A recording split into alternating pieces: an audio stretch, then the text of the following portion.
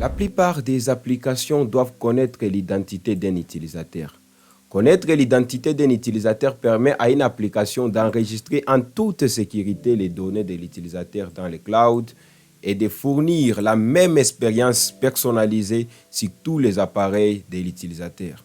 Vous allez comprendre que Firebase Authentification prend en charge l'authentification à l'aide des mots de passe, l'authentification à l'aide des numéros de téléphone, l'authentification à partir des fournisseurs d'identité fédérés populaires tels que Google, Facebook, Twitter et autres.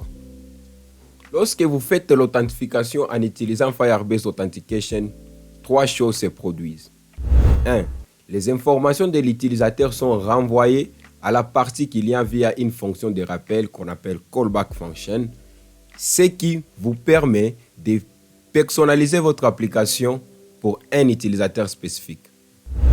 2. Les informations de l'utilisateur contiennent un identifiant unique et garantit qu'il est unique pour tous les fournisseurs d'authentification. Et 3. Firebase Authentication gère la session de l'utilisateur afin que l'utilisateur reste authentifié après le redémarrage du navigateur ou de l'application mobile.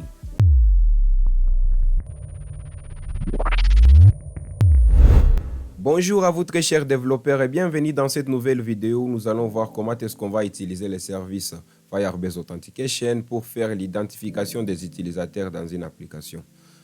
Donc, premièrement, nous allons voir comment est-ce qu'on va s'authentifier avec un compte Google. Après, on va voir comment est-ce qu'on va s'authentifier avec email et password. Et ensuite, on va voir comment est-ce qu'on va s'authentifier avec l'adresse mail sans mot de passe. Et enfin, on verra comment est-ce qu'on va lier des comptes pour un seul utilisateur. Okay, on est sur Visual Studio Code, notre éditeur de code. Alors, je vais partir d'abord sur notre repository, sur GitHub. Piquer quelques lignes de code sur la partie dist et puis les fichiers index.html. Je vais juste récupérer les codes pour la partie connexion avec Google. Donc, quelques lignes de code, je vais juste les coller là-bas. Et je vais aussi récupérer ceci, ce qui va nous permettre de se connecter. Alors, vous avez vu, on a la connexion avec Google. Je vais juste ajouter un titre là-bas. Pour cette session, je vais dire que ceci, c'est la session d'authentification. Je vais enregistrer. On a la session d'authentification. Et toujours sur notre GitHub, ce que j'ai fait, j'ai créé un fichier sur la partie source. Vous aurez les fichiers authentification.js. Là, il y a tout ce qui concerne vraiment cette partie ici d'authentification. Tous les codes liés à cette fonctionnalité ou à Firebase Authentication. Alors, bon, veuillez partir là-bas et jeter un coup d'œil. Donc, revenons ici et commençons. Donc, on va aller sur notre partie index.js, mais tout d'abord, il faut se rassurer si notre serveur Webpack fonctionne. Donc, tapez, si ce n'est pas le cas, tapez la commande npm build.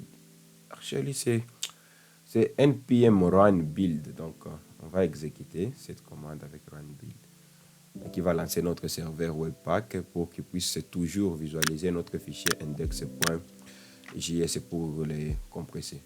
Sur la console Firebase, il faut aller activer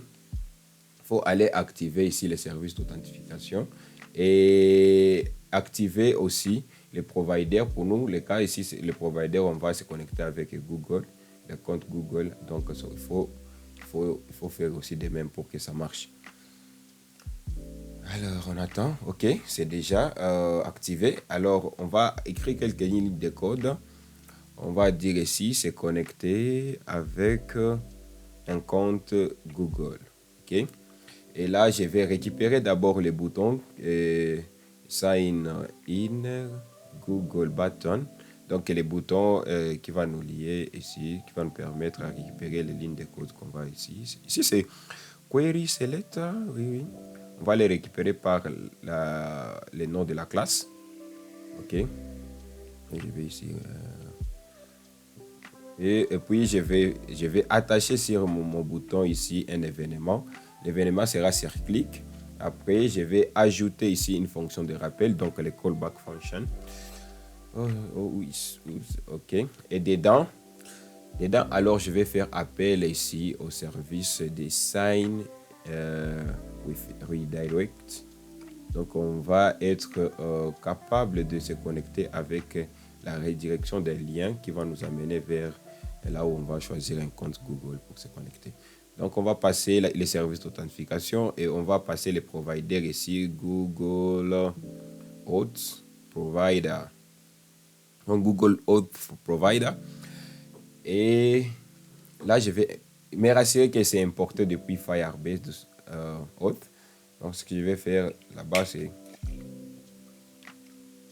importer sign in, sign with redirect.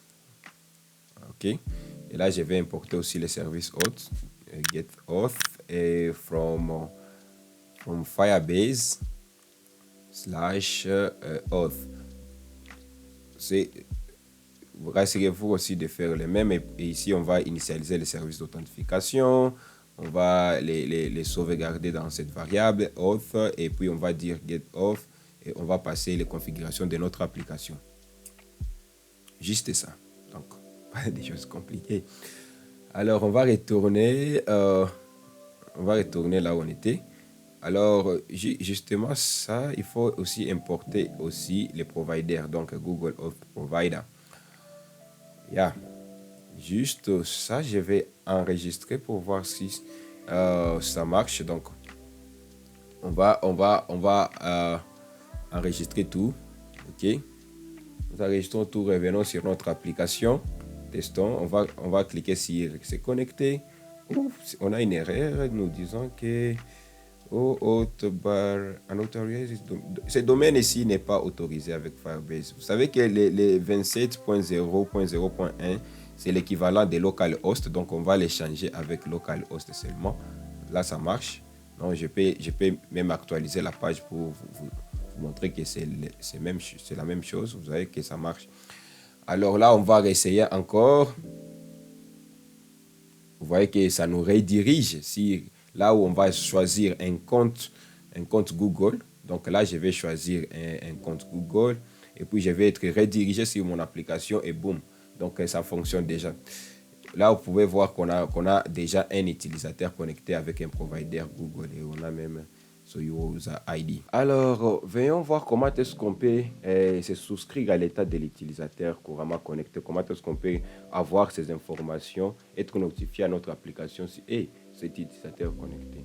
Donc, à partir de la méthode on auth state changes, on va être capable de se souscrire, de faire une souscription à l'état de l'utilisateur.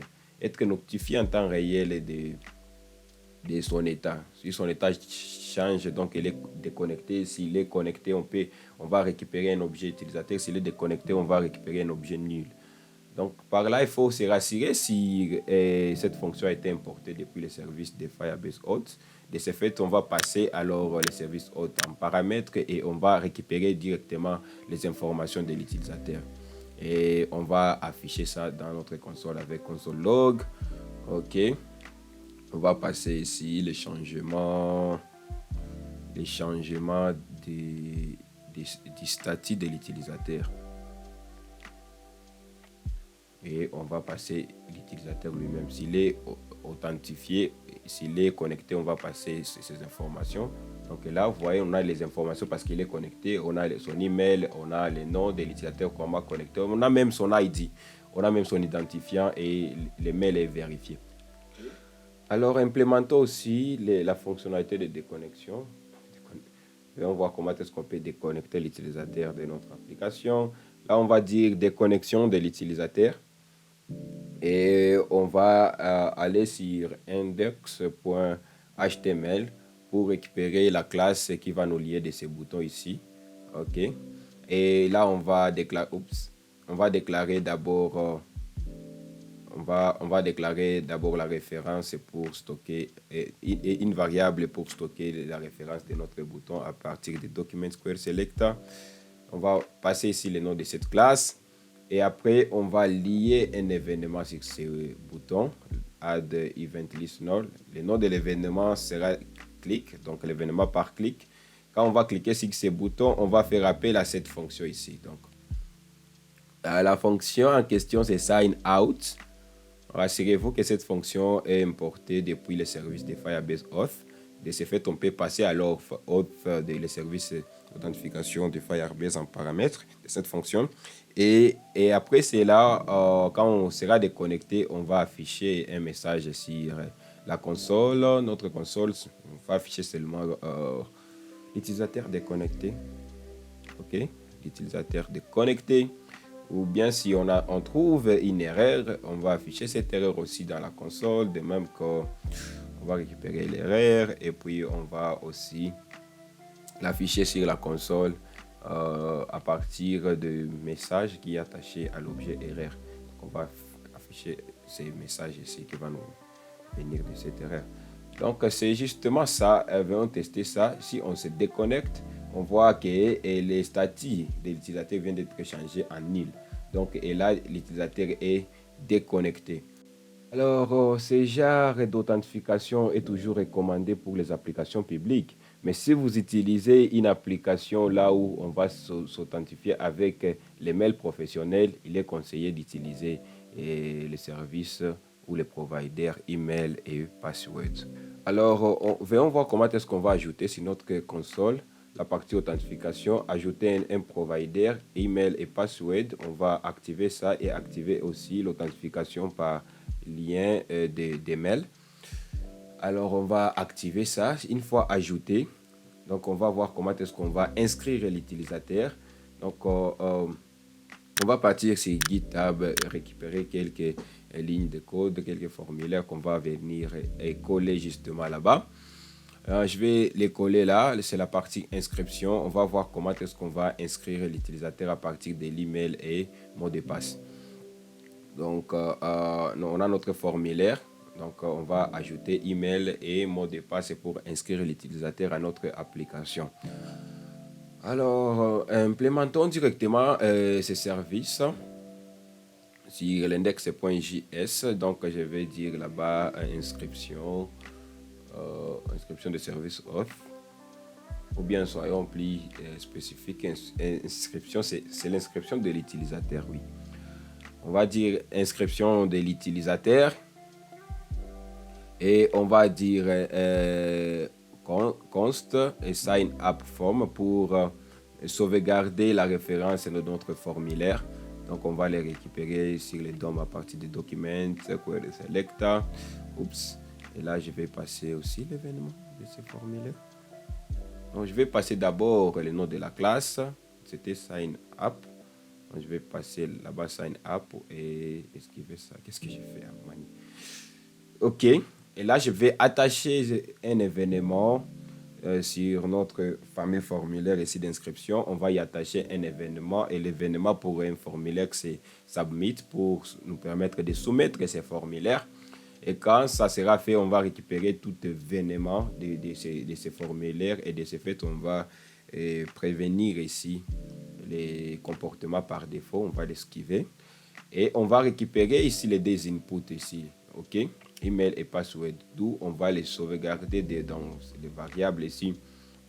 Email qu'on va récupérer ici, c'est que l'utilisateur va taper ici sur l'input email.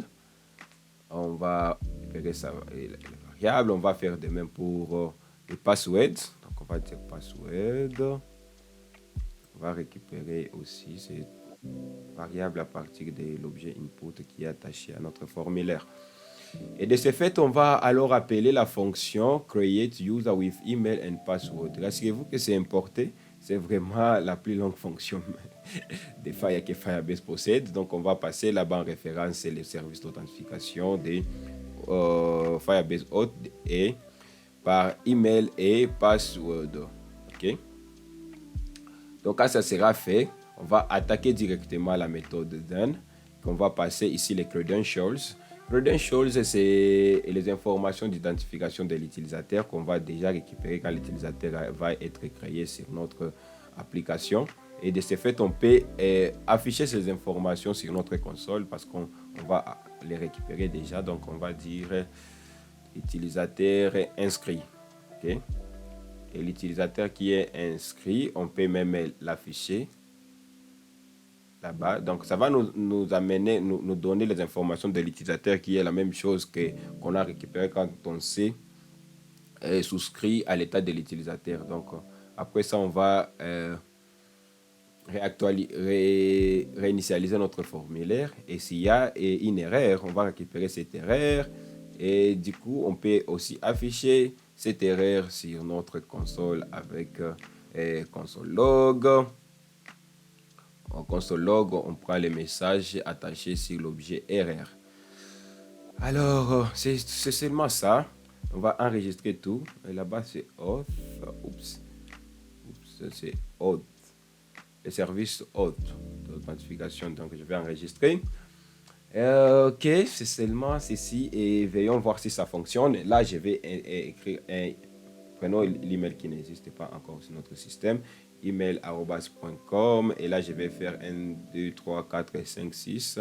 Et je vais cliquer sur inscrire et là vous allez voir qu'on a l'utilisateur qui a été retourné. Si on part sur notre console, j'essaierai de réactualiser la page.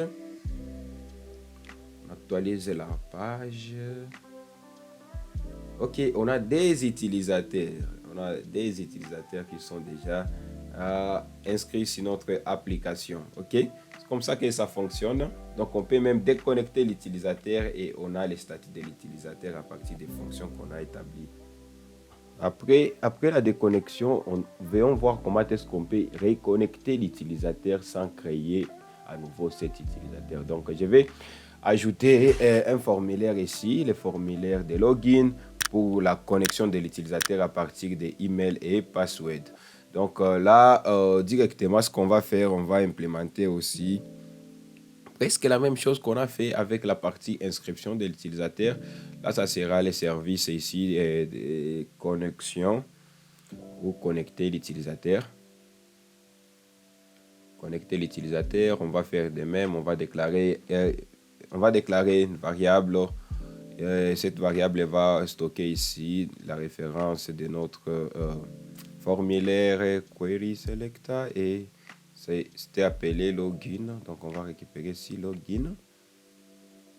Et directement on va y attacher aussi un événement avec add event listener. L'événement ça sera ici par submit. Ok, au moment de la soumission des formulaires et on va récupérer l'événement. On va faire de même, on va prevent default behavior et on va récupérer la valeur des emails et passwords que les utilisateurs vont mettre dans les inputs attachés à ces formulaires. Et c'est presque la même chose, je vais justement copier ceci et les coller là.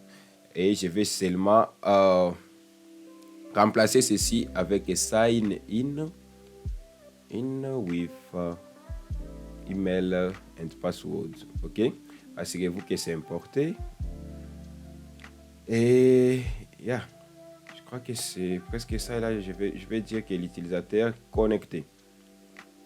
Ok, ça y est, c'est ça. Je vais justement sauvegarder tout et revenir sur l'application et tester si ça marche. Je vais reconnecter ici l'utilisateur email@gmail.com et essayons de connecter. On me dit que l'email n'est pas correct.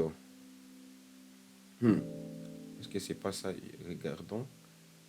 Moi, je crois que c'est ça l'email avec qu'on s'est inscrit. Qu'est-ce qu'on a fait? Qu'est-ce qu'on a oublié de... L'email n'est pas correct. Je vais voir comment les débugger. Peut-être... Oui, c'est le même email, oui. Mais ici, on a récupéré les valeurs qui ne sont pas attachées à ces formulaires. Donc, les copier-coller. Donc, on va récupérer la valeur à partir des inputs attachés à login form. OK? C'est qu'on a mal précisé là-bas. Donc, je vais tout sauvegarder et revenir sur l'application. Donc, je vais essayer de connecter l'utilisateur email@gmail.com. Le mot de passe, je ne me souviens plus des mots de passe. On dit que le mot de passe est incorrect. Le mot de passe est incorrect. Et là aussi, vais dire, je vais encore essayer. 1, 2, 3, 4. Je crois que c'était le mot de passe que j'ai. Je ne me souviens plus des mots de passe. Ce que je vais faire ici, je vais créer un nouveau utilisateur. Donc, je vais connecter un nouveau utilisateur diaxifrench@gmail.com. L'utilisateur est déjà là. Je peux actualiser la page. On a un nouveau utilisateur et de ce fait, je vais déconnecter cet utilisateur pour les connecter. Ok, 1, 2, 3, cette fois-ci, je me souviens du mot de passe et puis je vais les connecter. Là, vous voyez que l'utilisateur a été connecté avec succès et on a ici son email et il n'est pas vérifié. L'email n'est pas vérifié et on a même les user ID. Alors, vous allez voir que cette façon de faire, on peut même connecter un utilisateur et créer même un compte sans pour autant que ce compte puisse être vérifié. Donc, je vais me déconnecter, je vais créer un compte avec une adresse comme n'hésitez pas, @gmail.com et un faible mot de passe 1, 2, 3, 4, 5, 6 et le compte va être créé. Donc ici, c'est à vous développeurs de mettre en place des mécanismes pour vérifier les comptes, pour mettre en place la vérification d'efficacité des mots de passe. Et tout ça pourquoi? C'est pourquoi le service ici de Firebase Authentication a un autre provider qui vous permet de se connecter avec un lien email sans pour autant mettre un mot de passe. Donc, authentification sans mot de passe, on vous envoie un mail. Justement, quand vous cliquez sur ce lien, directement, ce compte sera automatiquement vérifié. Donc, je vais enlever ceci. Donc, je vais enlever l'inscription et la connexion, ce qu'on a implémenté avant, pour voir comment est-ce qu'on peut arriver à se connecter à partir seulement des liens. Oui, avec les services, des liens qu'on va envoyer et pour ne pas préciser ici les mots de passe et déjà des choses. Donc, ce qu'on va faire ici, c'est qu'on va aller ici faire ici la connexion sans, je vais dire l'authentification, c'est mieux, l'authentification sans password, donc sans mot de passe, et là on va dire que c'est avec les liens email. Donc quand l'utilisateur va mettre un email, on va lui envoyer un lien et s'il clique sur ce lien, il va directement être redirigé dans l'application et de ce fait, il sera automatiquement connecté. Alors là, on va faire référence à notre formulaire à partir du DOM, donc Query Selector, et le nom ici de notre formulaire, c'est, je vais le copier et venir le coller justement là, et ajouter directement, comme on le fait toujours, ajouter l'événement par submit. Donc on va récupérer aussi l'événement paramètre et puis on appelle notre fonction. Et là, qu'est-ce qu'on va faire? On va directement prévenir les default behavior. Donc, et puis récupérer la valeur que l'utilisateur va mettre dans l'input de l'email et le sauvegarder dans cette variable ici. Donc on va prendre la valeur ici à partir de value. Et quand ça sera fait, on va appeler la méthode ici send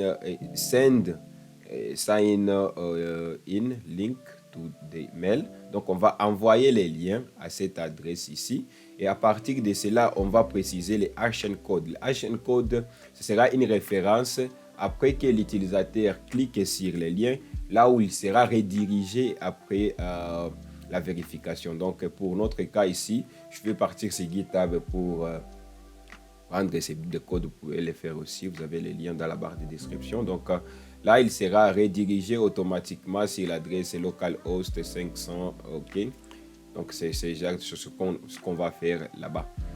Et quand ça sera fait, quand il sera redirigé, donc quand il sera redirigé à notre application, je vais indexer ici les zones ici à la ligne pour que ça puisse être. Donc quand ça sera fait, un autre callback, je vais dire ici, je vais stocker l'adresse mail de l'utilisateur en local pour qu'on puisse vérifier si les mails que l'utilisateur là où on a envoyé les mails et les mails que l'utilisateur a fournis, c'est les mêmes adresses mail. Donc, on va les stocker. Je vais vous montrer après ce que ça va faire. Et là, je vais dire dans console log, je vais afficher l'adresse que les liens viennent d'être envoyés. Donc, les mails envoyés à l'adresse fournie, donc avec l'adresse que l'utilisateur va préciser dans l'input mail. Et là, on va réinitialiser notre formulaire. Et s'il y a une erreur, on va capturer cette erreur et puis on va afficher les messages attachés à cette erreur. OK? On va voir ici console log et puis on va afficher les messages attachés à cette erreur comme on le fait toujours. Ok, je crois que c'est un peu ça pour la première partie de l'authentification avec l'email link. Alors, je vais sûrement sauvegarder tout. Je vais tout sauvegarder. Et venons tester ça, si ça fonctionne. Donc là, je vais déconnecter l'utilisateur et je vais mettre mon adresse perso. Et je vais dire connectez-vous. Et là, on me dit qu'il y a l'adresse qui a été envoyée à mon adresse. Je vais entrer dans l'inbox. Et là, j'ai ce mail. Et puis, on me dit qu'il y a une application qui a une requête. Donc, on va cliquer sur ces liens là-bas. Là, on va voir que Firebase va vérifier cette adresse. Oups, on n'a pas été redirigé sur une bonne adresse. Donc, vous allez voir que les ports, moi je suis sur 55.1, là c'est 55.00. Peut-être que vous aussi, vous pouvez être sur 55.00. Donc pour moi, je vais changer là-bas, .1. Et là, je vais enregistrer. Et de même, je vais refaire, actualiser. Ok, je vais actualiser et puis l'utilisateur n'est pas connecté. Je fais faire envoyer ici, on va m'envoyer encore un autre mail, il y a 0 minutes. Et là, je vais cliquer sur l'adresse et je vais être redirigé sur l'application. Wow, ça marche. Et là, je vais voir sur la partie console. Sur la partie console, il y a toujours l'utilisateur qui n'est pas encore authentifié. Donc, si là-bas, je peux actualiser, vous voyez qu'on n'a pas, l'utilisateur n'a pas été créé. Donc, je vais ici supprimer ces comptes. Ok. Donc, je vais ici supprimer ces comptes, actualiser. Donc, on a nil. Ok. Là, je vais voir si je peux supprimer tout. Je supprime tous les comptes pour qu'on puisse tester ces nouvelles fonctionnalités.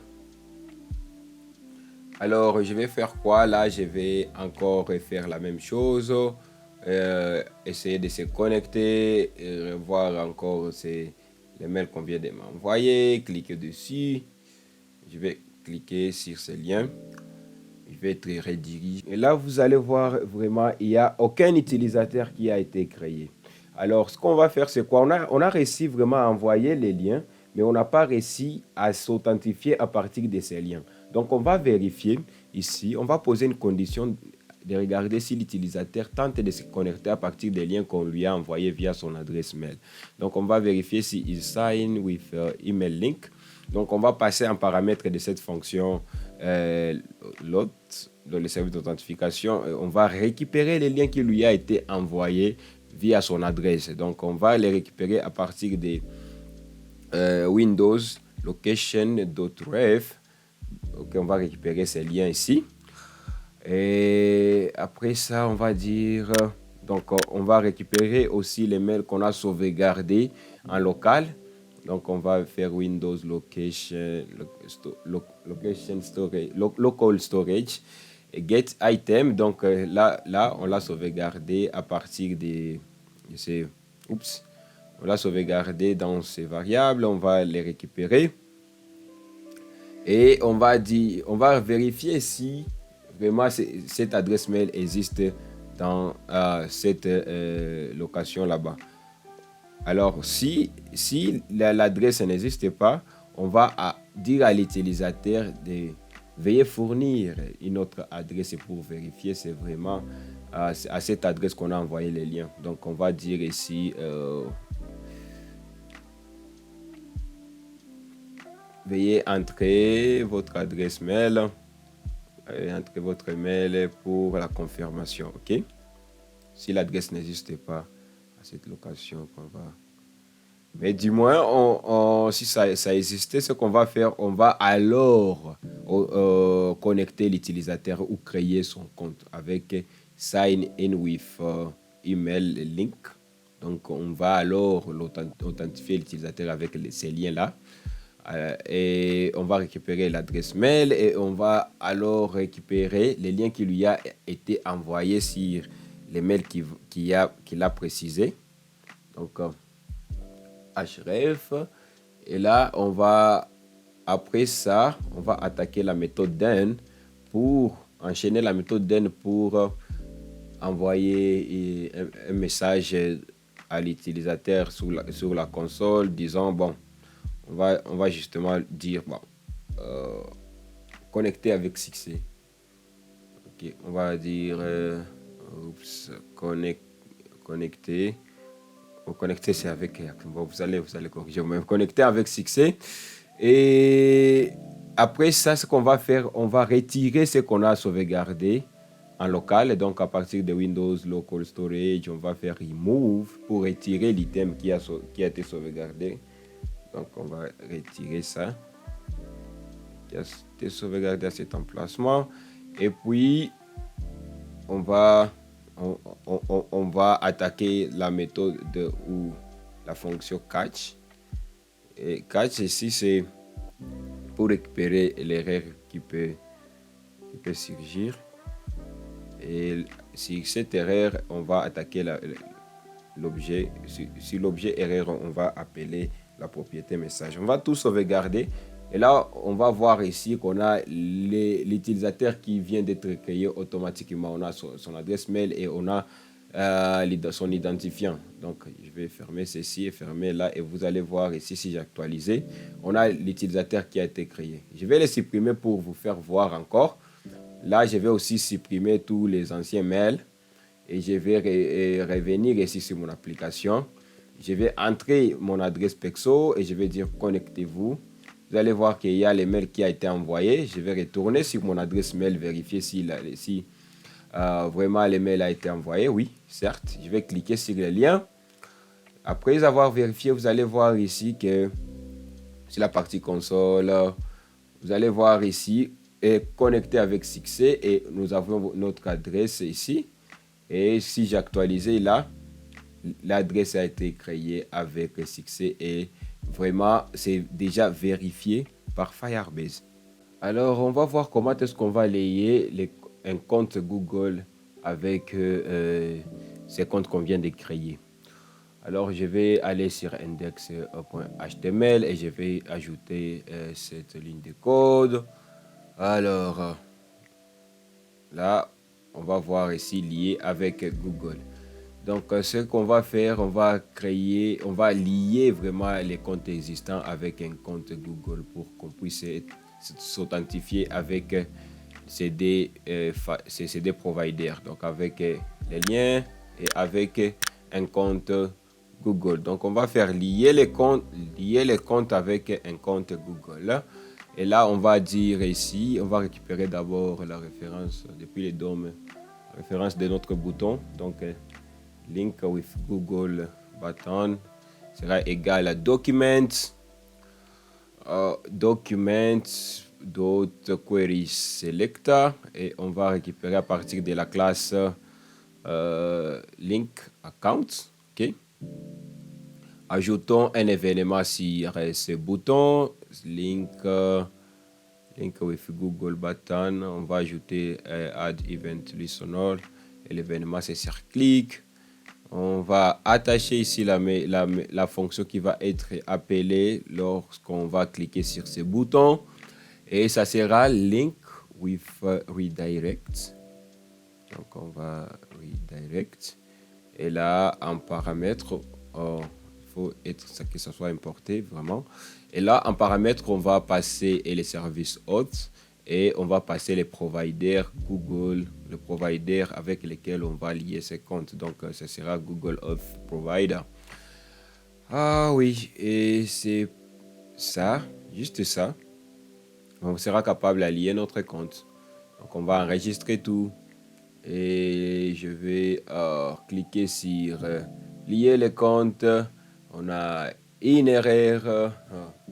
Il nous dit que the properties of undefined reading. Qu'est-ce que je fais? On va un peu débugger. Si on utilisait TypeScript, ça sera un peu facile de débugger. Mais là, c'est parce qu'on a passé des tours à travers.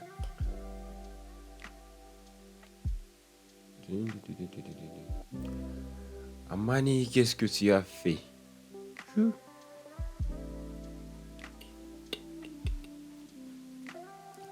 Ok, on a là-bas les comptes avec Google. Là, on a lié avec Google. J'ai précisé bien les classes. Les classes sont précisées. Ce que je fais. Là, link with directed. Est-ce que là, on a dit sign with redirected. Sign in. Et là, c'est link with. Ça devrait marcher normalement. Ce qu'on a fait, c'est ici, lorsqu'on va préciser ici les credentials, donc les identités de l'utilisateur couramment connecté qui vont être créées et liées à ces providers ici. Donc, on va utiliser current user, on va prendre ces identités et on va lier avec Google Auth Provider. Ce qu'il fallait préciser. Bon, alors, là, quand on va lier ceci, ok, ça va. Ok, ça nous redirige ici. Et là, on dit error missing email note. On va vérifier sur la console. Sur la console, je vais actualiser. Vous allez voir ici les providers. Ici, laisse-moi agrandir ceci. Les providers Google est lié à notre provider email link. Donc là, je vais déconnecter pour vous faire voir ça. Je vais me connecter avec Google alors. Je vais me connecter avec un compte Google. Ok, je suis connecté. Là, je suis connecté et vous allez voir que ici, il n'y a pas un autre compte qui a été créé et je suis capable de me connecter avec les mêmes idées d'un compte jadis créé. Donc, je me déconnecte pour voir si je peux me connecter avec les liens email. Donc, on vient de m'envoyer les mails. Je vais vérifier ça. Oh, justement, c'est là. Je vais cliquer sur les liens pour se connecter. Je suis connecté. Et là, vérifions sur la partie console ce qui va être fait. Donc, je suis connecté avec succès. Et là, j'ai les identifiants. Et je suis connecté avec les mêmes identifiants qui a été connecté aussi avec les mêmes comptes de Google. Donc, très chers amis, voici comment est-ce que vous pouvez lier des providers pour utiliser un seul identifiant. Et je crois que c'est tout pour cette vidéo. Je dis merci vraiment de l'avoir suivi jusqu'à la fin. Et surtout, n'oubliez pas de vous abonner si ce n'est pas encore fait pour ne pas louper les prochains épisodes. Et aussi, partagez au maximum ce que nous faisons. Likez la vidéo si ça vous a plu. Et je vous dis au prochain épisode.